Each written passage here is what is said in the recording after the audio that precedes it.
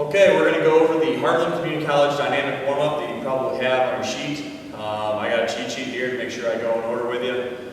This one is one of a couple different warm-ups that we do. This one's designed to be done in one spot. So if you don't have a lot of space, you're at home in your basement, this works perfectly fine. First one is just your standard jumping jack. Next one is a seal clap. Start with your hands out in front of you, feet in, hop out, hop in, and repeat. That is called a seal clap. Next one is crisscross. You're going to start with your hands out just like the seal clap, but you're going to cross your feet and arms, come back out to normal, and then switch which hand and which foot you go with. And that's crisscross. Next one, prisoner squat. Just normal squat, but with our hands behind our head, help keeps our chest up, which is what we want for good posture. Then we'll couple from the side. Prisoner squat. Next one is a wide out. When we start standing up, we're going to drop our body into a squat, full depth, but we're going to get our feet a little wider than we normally would. Hop back up, repeat. That's a prisoner squat, that's a wide out. Next one, lunge switch. The whole point of this is to not jump up, but it's to keep your hips relatively level and not let your head jump up and down. The whole point of that is to get your hip flexors firing, get moving fast. Next one is quick and high pogos. Quick pogos, it doubles in tight. We're just quick. Next one is high and tight. Next one is hip internal, external rotations. We're going to start pigeon-toed, and we're going to jump so that our feet are out, and we're just going to switch back and forth. Hip internal, external rotation. From there, we're going to move to the ground. First one is called dynamic hamstrings.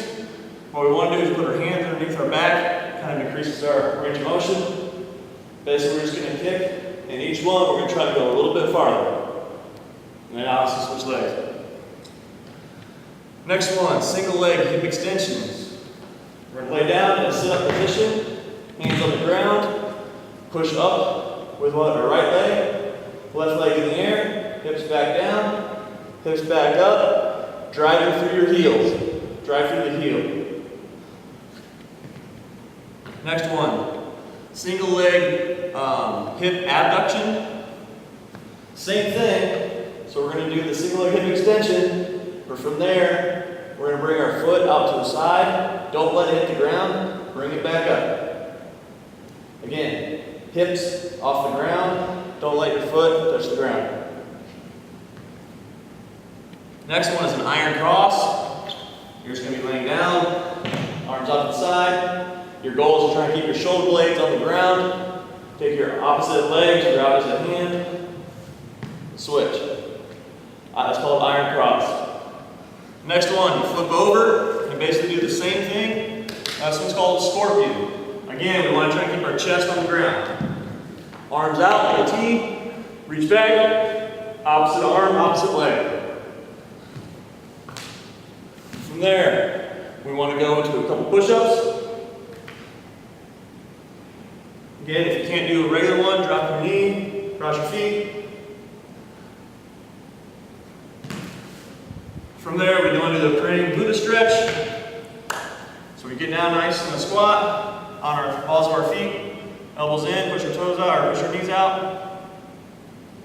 Good. From there, we go back pedal, 10 to 15 yards if you got them, down and back. Then start and sprint forward, down and back 4 or 5 times. As far as reps for all these, you do about 10 to 12 of each. So this whole thing should take you 5 to 10 minutes. It's very important to do it. It should be a precursor to your workout. Get the blood pumping and get your muscles ready for workout. That's the dynamic warm-up.